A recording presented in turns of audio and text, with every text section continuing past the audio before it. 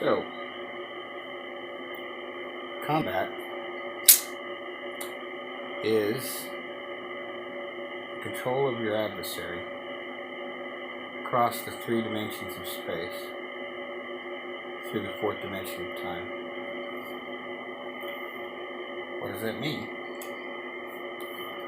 It simply means that in the physicality of the moment, you need to dominate your opponent in height, in depth, in width, and time. Time can be rather complicated.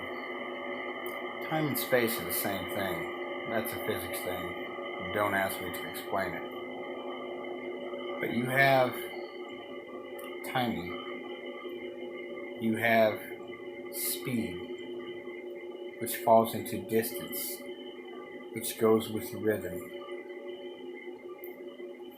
So time, probably one of the most interesting, understated, and untaught components of self-defense or a warrior's training, whether you be a soldier, a security officer, bail enforcement, bouncer, cooler, private investigator, bodyguard. It's all combat arms, brothers and sisters. It's all just one thing from the first to last.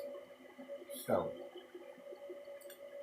the control of your adversary in the three dimensions of space across the fourth dimension of time. That's deep. That's deep core knowledge that a warrior needs to study, needs to meditate on. And when I say he, ladies, I mean no disrespect, and yes, I just assumed your gender. I've seen female warriors that can stroke just like a man. I'd be proud to fight right next to him. A warrior is a warrior. Male, female, race, religion, ethnicity, creed, doesn't matter to me. We all bleed red. If you're standing by my side, I'll lay down my life for you. It's just how it is. But that simple phrase, combat is the control of your adversary in the three dimensions of space across the fourth dimension of time. As I said, it's deep core knowledge for a warrior. It needs to be studied thoroughly. And so I popped that little nugget out there just to give you something to think about. But we will talk about it later. Right now, I'd like to talk to you about what's been going on in the world. It seems to me that since the very beginning of the George H.W. Bush presidency, that America has become very divisive and divided.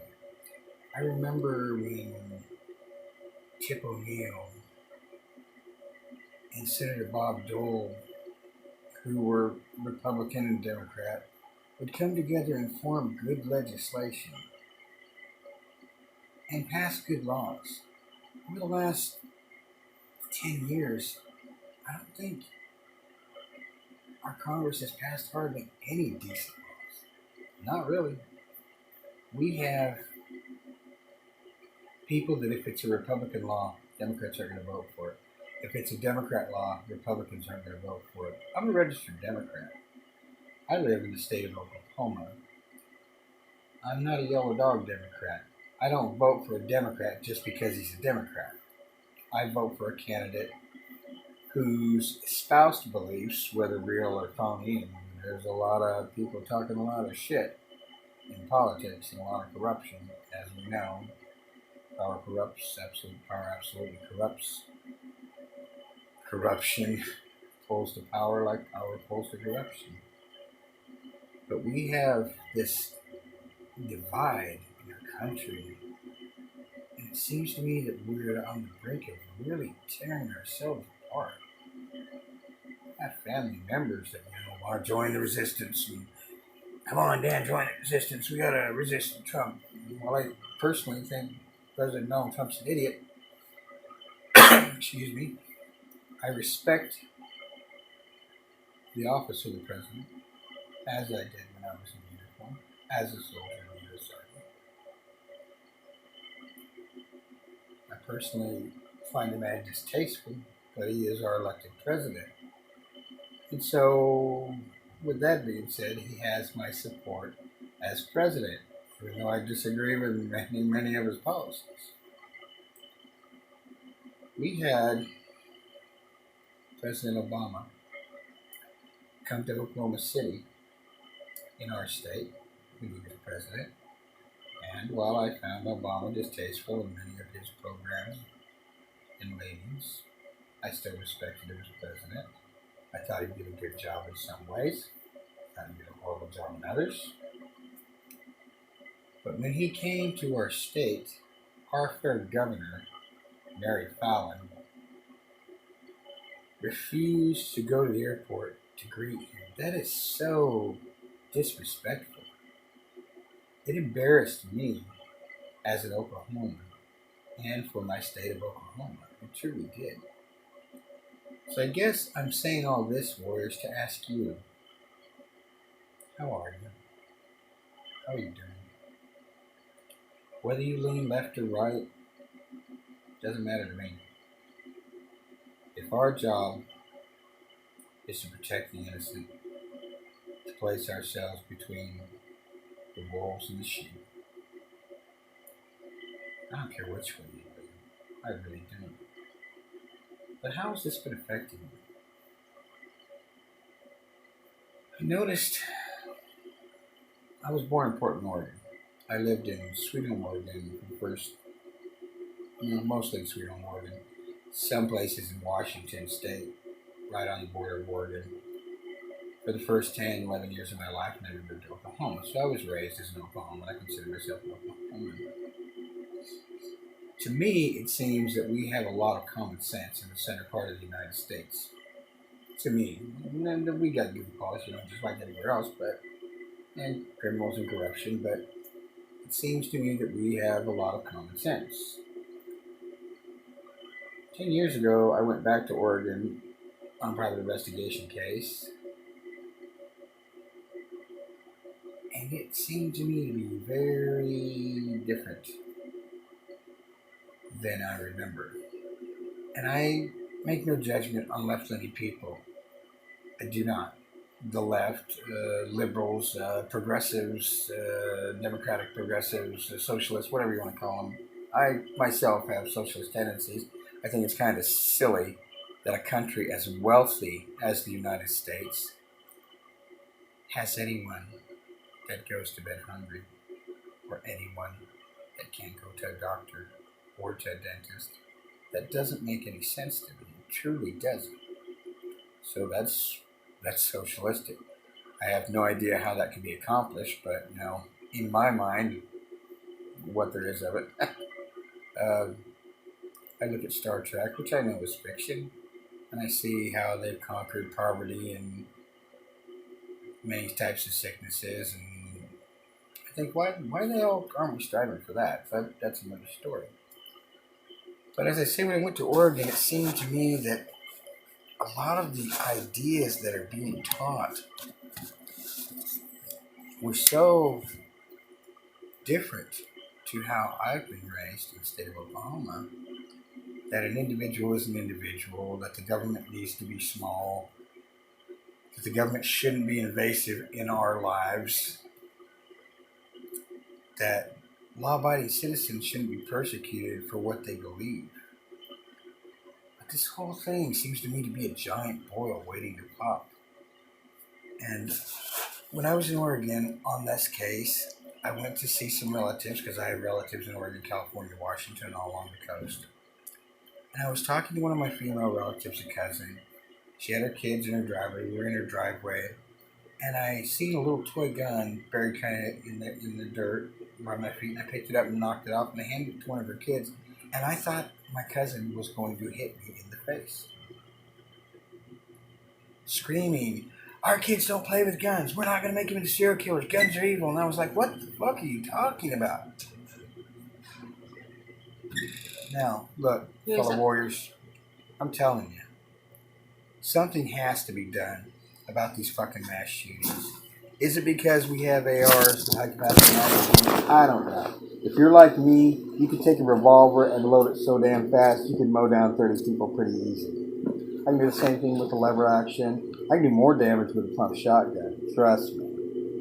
There's a lot of different loads for a shotgun. Number 4 buck, double aught buck, triple aught buck, slugs, double slugs, dragon's breath if you want to get all really weird and creative, flechettes, number 7 bird shot, number 12 bird shot, number 6 bird shot.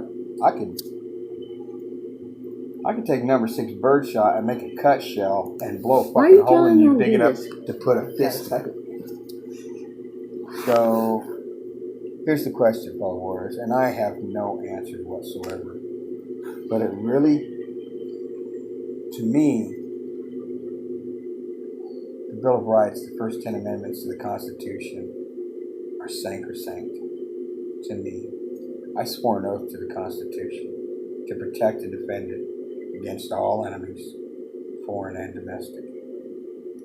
And I have never been relieved of that oath. I am an Army veteran, but I still consider myself a soldier. So, here's the question, fellow warriors. What do we need to do about these mass shootings? What needs to be done? I'm so tired of hearing people talk about, oh, we need to have better background checks. What the hell is NICS? NICS is a federal background check. It goes through every state in the United States and sees if you have any felonies, any misdemeanors that will keep any mental health issues, any drug issues that will preclude you from buying a firearm. We know that criminals mostly get their firearms through stolen weapons. That's the truth. The FBI Uniform Crime Report bears this out. Research bears this out. But both from the left and the right, pushing their agenda, I see skewed research all the time. So again, fellow warriors, what do we need to do? What needs to be done? It bothers me anytime I hear anybody talk about any type of legislation against the Second Amendment. Here's why. I don't see a middle ground anywhere. I see people that want people to have mortars and machine guns. That's a little too far, I think. I see people that don't want anybody except the people they pick, say police officers, soldiers, maybe their bodyguards, to have weapons and no one else. No one else. They want complete gun confiscation, gun control. Period. That bothers me. That scares me.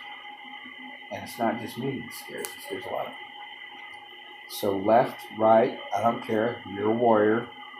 Hey, number 1. I'm with you. You're with me. What the hell do we need to do, fellow warriors? I mean, what's the answer? I have some ideas, which I'll talk about in a future video, but seriously, talk to me, fellow warriors. What do you think needs to be done? What do you think needs to be done? This is getting to the point of ridiculousness. This is getting to the point where if I send my wife or someone I care about to a store like Walmart, I'm scared shitless. I really am. I carry daily, every day, whether I'm working or whether I'm not. What needs to be done, guys? Is there anything that can be done? I don't know. I really don't. This boil, I'm just going to add this and then I'll let you go. It seems to me, and let me ask you, do you see this? Do you sense this too? It seems to me that someone is pitting us against each other, left and right, liberal, conservative, Republican, Democrat. Why? What are they doing while they're pulling our strings like puppets? What are they doing in the shadows while we're fighting with each other? You see that? Talk to me about it in the comments. Alright guys, I've held you long enough. I appreciate it, fellow warriors. Stay safe. Stay frosty. High speed. Low drag. Talk to me in the comments, guys. Hit the subscribe button. we're going to get into some hand-to-hand stuff, some firearm stuff, and I appreciate you talking to me and hearing me. What do we need to do, guys? Thanks. Peace.